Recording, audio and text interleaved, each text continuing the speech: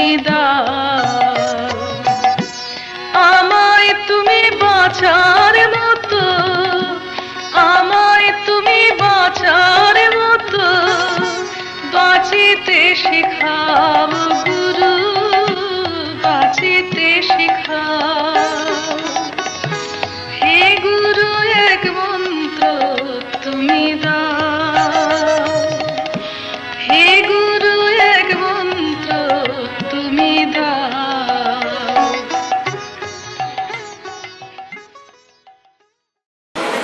মাননীয় সভাপতি মহাশয় আর যারা উপস্থিত হয়েছেন তারা সবাই প্রজ্ঞার আলোকে উদ্ভাসিত। পবিত্র ভূমি, পুণ্যভূমি, প্রজ্ঞাভূমি ভারত। এখানে যারা জন্মায় তারাও সৌভাগ্যবান এবং সৌভাগ্যবতী।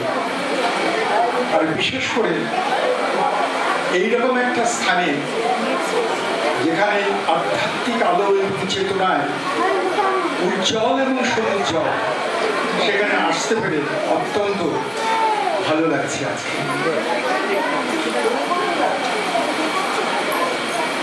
আমি ব্যক্তিগতভাবে মনে করি যে ভারতবর্ষের সবকিছু কিন্তু অন্তর্মুখী। আমেরিকা, ইউরোপ, তাদের যদি আমরা অনুকরণ করি আমরা কিন্তু শেষ হয়ে যাব। রবীন্দ্রনাথ বলেছেন, হে ভারত তবে শিক্ষা দিয়েছে যে ধন, বাইরে তার অতি অল্প আয়োজন, দেখিতে দিনের মতন অন্তরে বিস্তার তার ঐশ্বর্যতা। ভারত সব অন্তর্মুখী, বাইরে তার প্রকাশ নেই। তার জন্য ভারত এত মহান, এত বড়, এত পুরনো, এত জ্ঞানের ভাণ্ডার। বিদ্যার ক্ষেত্রে, স্কুলের ক্ষেত্রে বলতে গিয়ে শিক্ষা নিয়ে কিছু কথা বলবো, যার সঙ্গে যুক্ত করব শ্রী শ্রী অভয় মহারাজের কিছু বাণীর থেকে আমি আসবো। উনি একটা কথা বলেছেন যে আমি হিন্দু নয়, আমি মুসলিম নয়, আমি খ্রিস্টান নয়, আমি জৈন নয়, আমি কিন্তু মানুষ। আমরা যদি একটা ভালো মানুষ তৈরি না করতে পারি, ভালো বাবা হব না, ভালো মা হব না, ভালো দিদি হব না, ভালো বোন হব না, ভালো প্রধানমন্ত্রী হব না, ভালো মুখ্যমন্ত্রী হব না, ভালো সাধু হব না। তার জন্য বিবেকানন্দ বারবার বলেছেন, মানুষ তৈরি করো।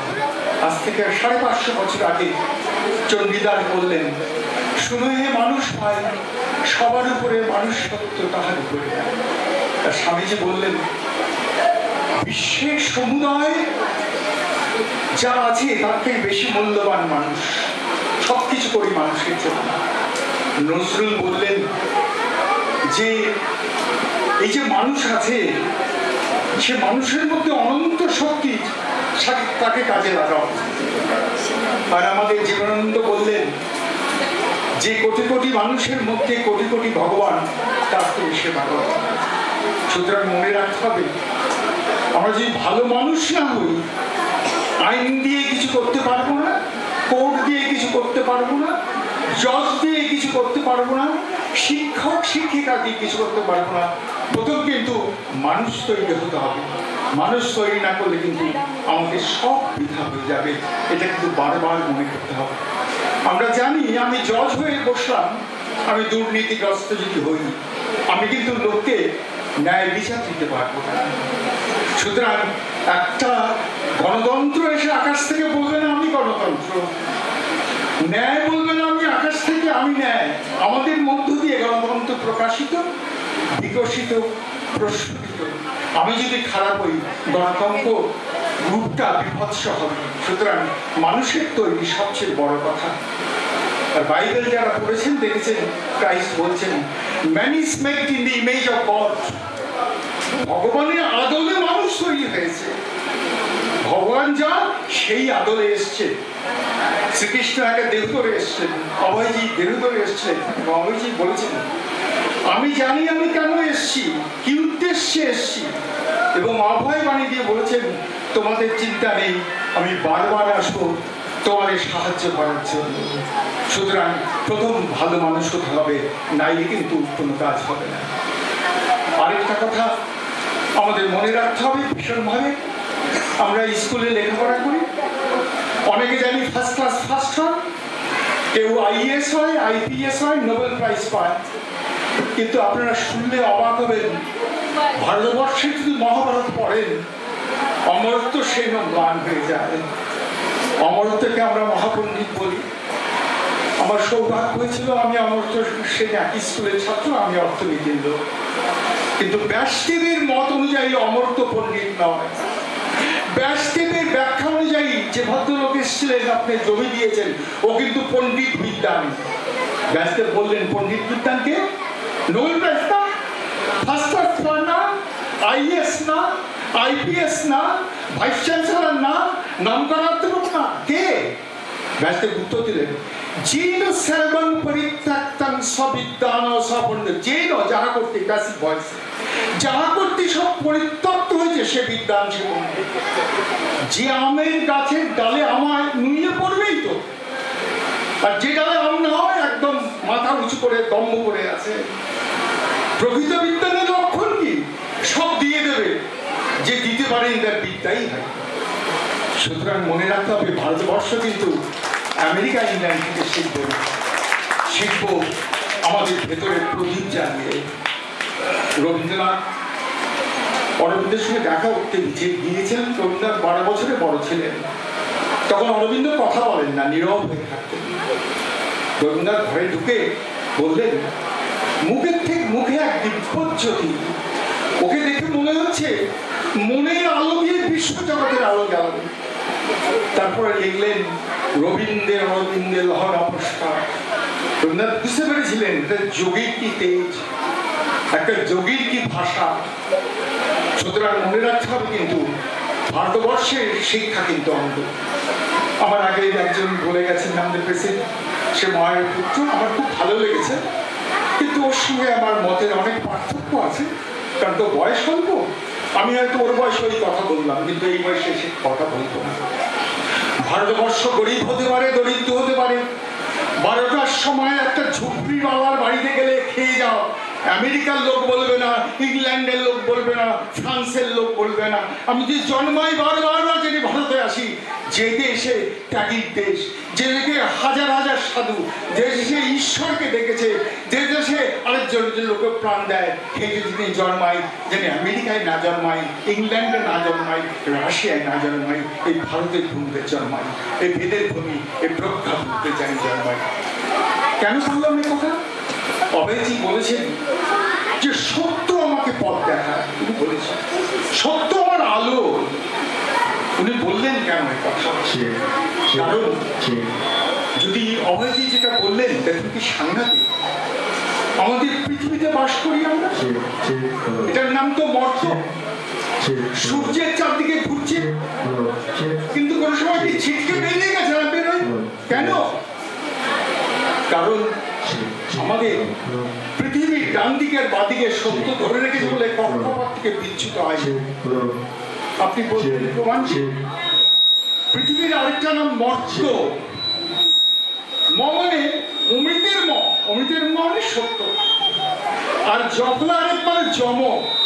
যারা পতঞ্জলি যোগ দর্শন পড়েছেন, যারা পতঞ্জলি যোগ দর্শন পড়েছেন, তারা বলেছে, পতঞ্জলি বলেছে, যমকে যম মানে যম দেবতা না, 5টা জিনিস নিয়ে যম: অহিংসা, সত্য, অস্তেয়, ব্রহ্মচর্য, অপরিগ্রহ। এই 5টা নিয়ে যম।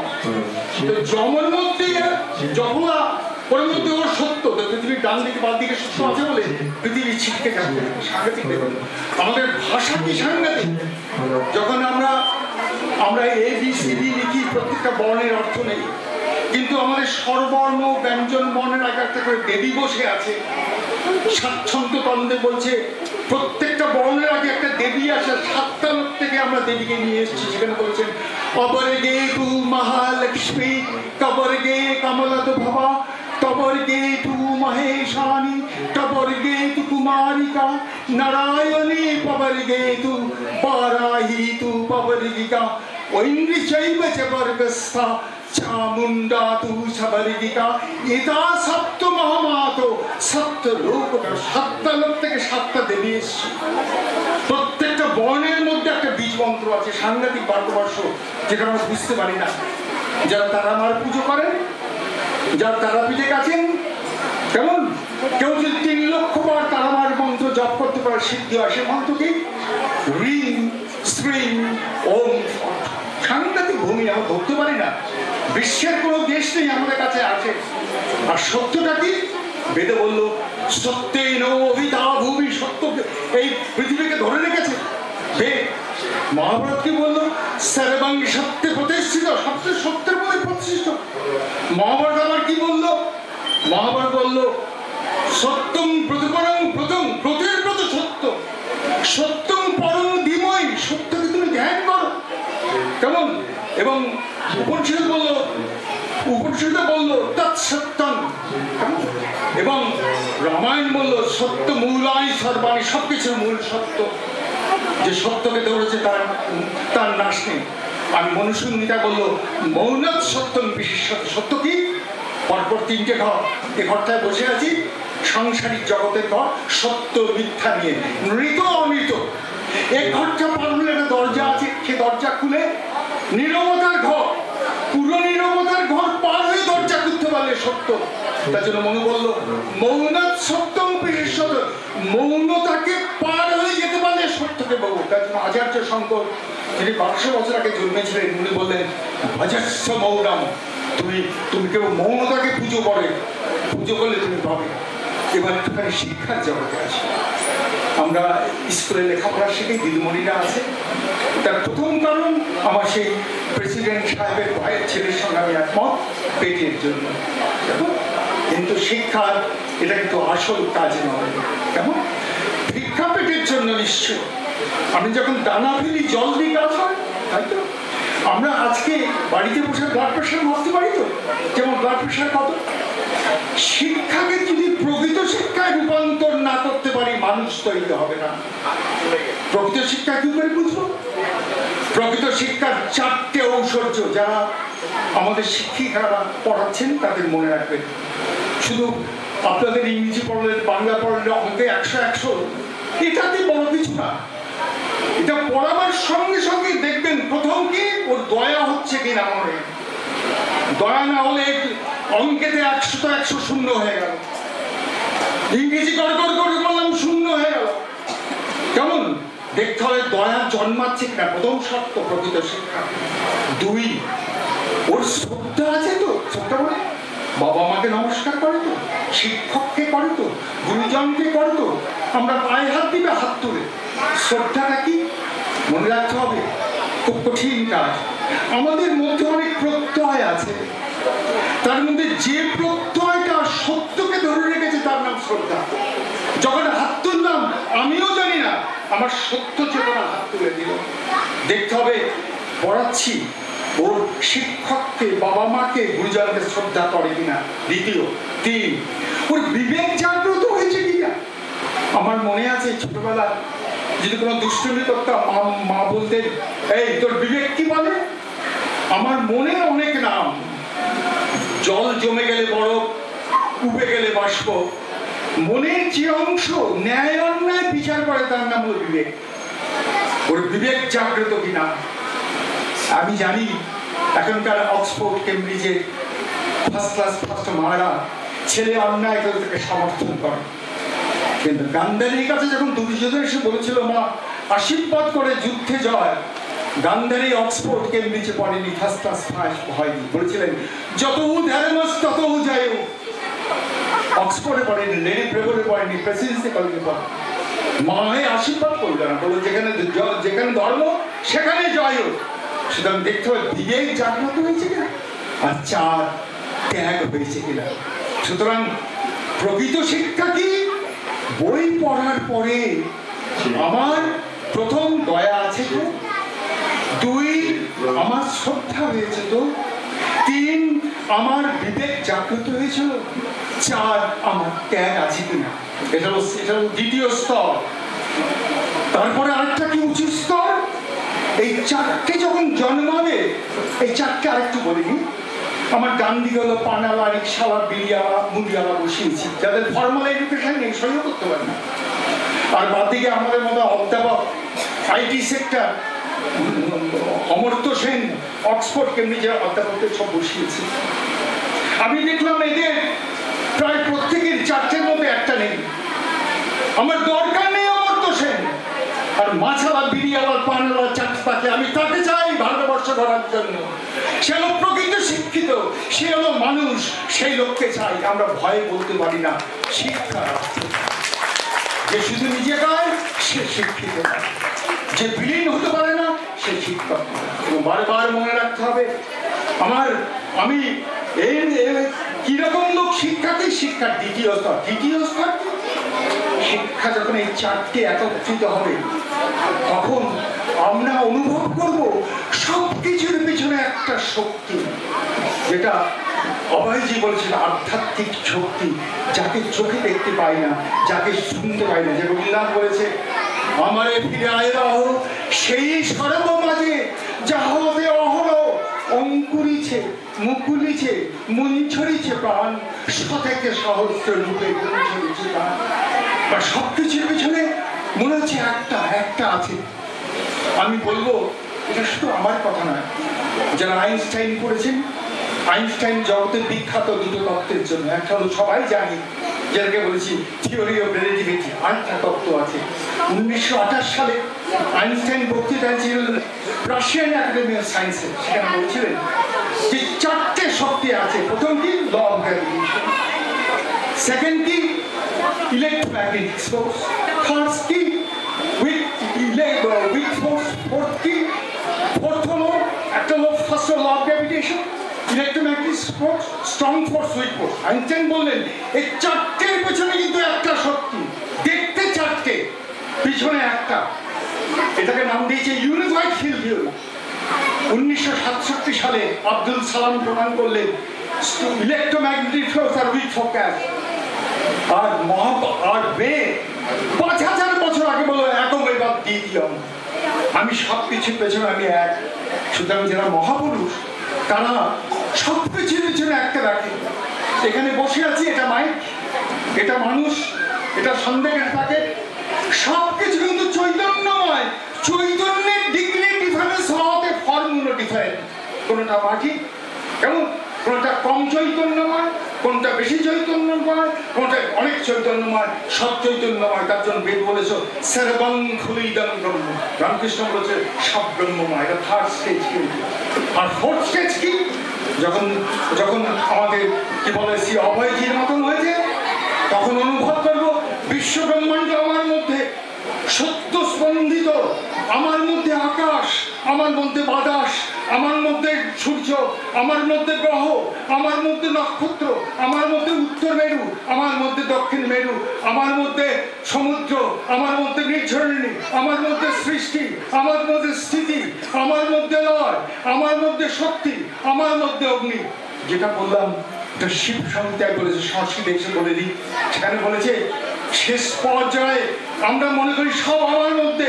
যারা ক্রিয়াযোগী তারা সেখানে বলেছেন দেহস্মিন বর্ততে, যেটা বাংলায় বললাম সংস্কৃতে বলে দিই, দেহস্মিন বর্ততে মেরু সপ্তদ্বীপ সমন্বিত সরিতো সাগরা শৈলা স্পেত্রাণি ক্ষেত্রপালকা ঋষয়ো মুদয়ো সর্বে নক্ষত্রাণি গ্রহস্ততা পুণ্যতীর্থানি পীঠানি বর্তন্তে পীঠদেবতা সৃষ্টি সংহার কর্তারৌ ভ্রমন্তৌ শশি ভাস্করৌ নববায়ুশ্চ বহ্নিশ্চ জলনৃপৃথ্বি তথৈব চ ত্রৈলোক্যজানি ভূতানি তানি সর্বাণি দেহস্থ মেরুং সর্বস্য সর্বত্র ব্যবহার প্রবর্ততে। জানাতি যে জানে, জানাতি যা সর্বমূল, এটা সযোগী সে যোগ। সুতরাং আমাদের মূল বক্তব্য কি? শিক্ষা। বিশ্বে একটা ছন্দ আছে, তেমন সেই ছন্দ কি? শতপথ ব্রাহ্মণ বলেছে বিশ্ব, সেখানে বলেছে বিশ্বরূপা ছন্দাংশী বই বিশ্বরূপায়। ছন্দটা কি? পৃথিবী ছন্দ, অন্তরিক্ষ ছন্দ, দৌ ছন্দ, নক্ষত্রাণি ছন্দ, বাক ছন্দ, পৌমা ছন্দ প্রতিমা ছন্দ। সুতরাং সত্যতে আমরা স্পন্দিত, সত্যতে আমরা প্রস্ফুটিত, সত্যতে আমরা বিকশিত। পুণ্যভূমি ভারতে আমরা জন্মগ্রহণ করে অনেক পুণ্য সঞ্চয় করছি। আপনাদের মধ্যে যে পরম ব্রহ্ম, তাকে নমস্কারী বক্তব্য শেষ করছি। নমস্তে পরমং ব্রহ্ম, নমস্তে পরমাত্মনি, নির্গুণায় নমস্তুভ্য, সদ্রূপায় নমো নমঃ।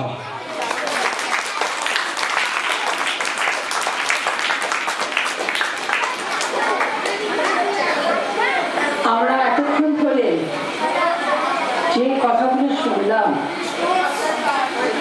জানি না কে কতখানি অন্তরস্থ করে পেয়েছি, কিন্তু একটি কথাও যদি আমরা আমাদের অন্তরে এবং জীবনে গ্রহণ করি এবং শিক্ষিতাদের উদ্দেশ্যে তিনি যে কথা বললেন, সেই শিক্ষিতাও যদি অন্তত প্রথম 4টি কোয়ালিটির কথা বলে রাখেন, তাহলে নিজেরাও তো ভালো করতেই হবে, ছাত্রছাত্রীদের সেই শিক্ষায় শিক্ষিত করতে হবে এবং তাদের মধ্যে সেই আগ্রহ, যেমন দয়া, প্রথমেই বললেন দান, এই সমস্ত কোয়ালিটিগুলো শিশুবেলা থেকেই তাদের মধ্যে রোপণ করতে হবে।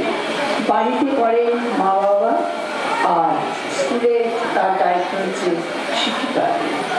আমাদের আরাধনা স্কুল থেকে, অর্থাৎ পালিত আরাধনা ইনস্টিটিউট থেকে শ্রী মুখোপাধ্যায় মহাশয়কে অন্তরের থেকে শ্রদ্ধা এবং প্রণাম জানাচ্ছি। ধন্যবাদ নয়, আমরা নিজেরা এই কথা শুনে ধন্য হয়েছি। এবার ছোট্ট করে এই ভাষণ রাখবেন, কারণ তিনি খুবই অসুস্থ। আমাদের যিনি সভাপতি ইনস্টিটিউটের শ্রী সমরেন্দ্রনাথ ভট্টাচার্য মহাশয়, তিনি কিছু বলবেন। সমরা, আপনি বসেই বলুন, মাইকটা দিয়ে দিচ্ছে। এরপরে সঙ্গীত নিবেদন করবেন প্রখ্যাত সঙ্গীত শিল্পী শ্রী রবীন ভট্টাচার্য মহাশয়। তিনি এসে গেছেন।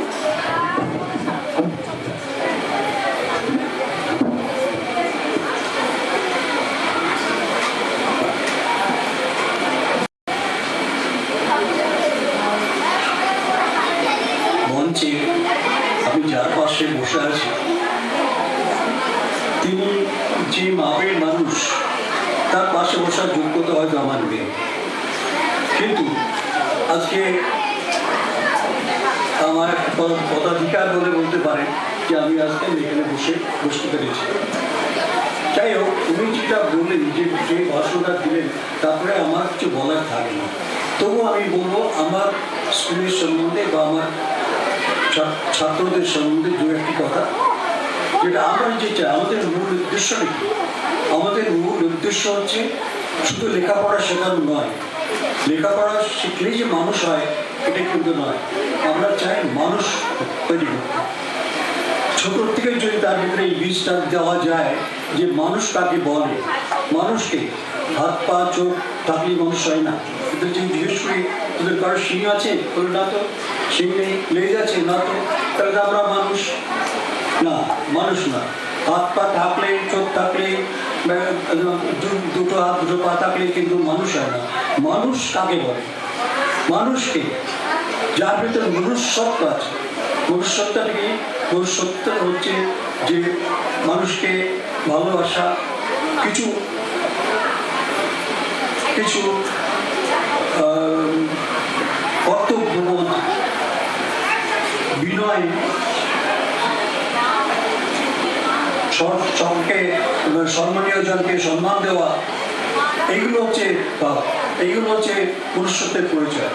আর মানুষকে ভালোবাসা, মানুষের জন্য কিছু করা, এটা হচ্ছে মনুষ্যত্বের পরিচয়। আজকে ভগবান শ্রীকৃষ্ণ বলেছেন যে যো ন ঋষ্যতি ন দৃষ্টি ন শৌচতি ন কাঙ্ক্ষতি শুভাশব পরিত্যাগী ভক্তি মানুষ সবের প্রিয়।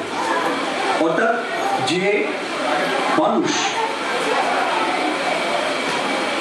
অবৈধ লোভ করে না, সে মানুষ হিংসা করে না, দ্বেষ করে না, যে মানুষ যেটা পেলাম না তার জন্য কান্দাকাটি করে না, শোক করে না, যে মানুষ কিছু পেলেই আনন্দে উচ্ছ্বসিত হয়ে যায় না, আর যে মানুষ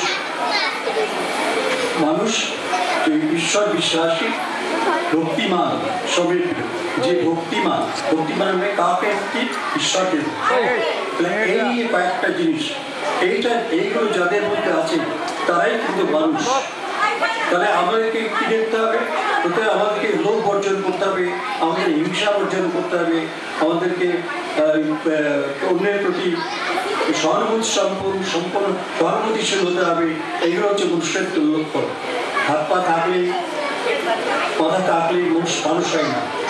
তো এই যে আমাদের মধ্যে একটা জিনিস আমি দেখেছি, কতগুলো মানুষের মধ্যে পশুত্বটা চারটি ভাগ করা যায় মানুষকে: পশু, মানুষ, দেবতা এবং ভগবান। মানুষ যেটা পশুত্বটা অর্জন করতে গেলে আগে কিছু মানুষ পশুত্ব আপনাদেরই অর্জন করে। আমরা দেখি স্কুলে দেখতে পাই প্রতিদিন অসংখ্য পশুর থেকে অধম্য এমন কিছু কাজ প্রতিদিন হচ্ছে। এই কে করে? তারা করে, এই মানুষই করে যাদের দুটো হাত আছে, দুটো পা আছে। তাদেরকে আমি মানুষ বলতে পারি না। মানুষ বলবো তাদের যারা মানুষের জন্য কিছু করে, মানুষের ভাবনা চিন্তা করে।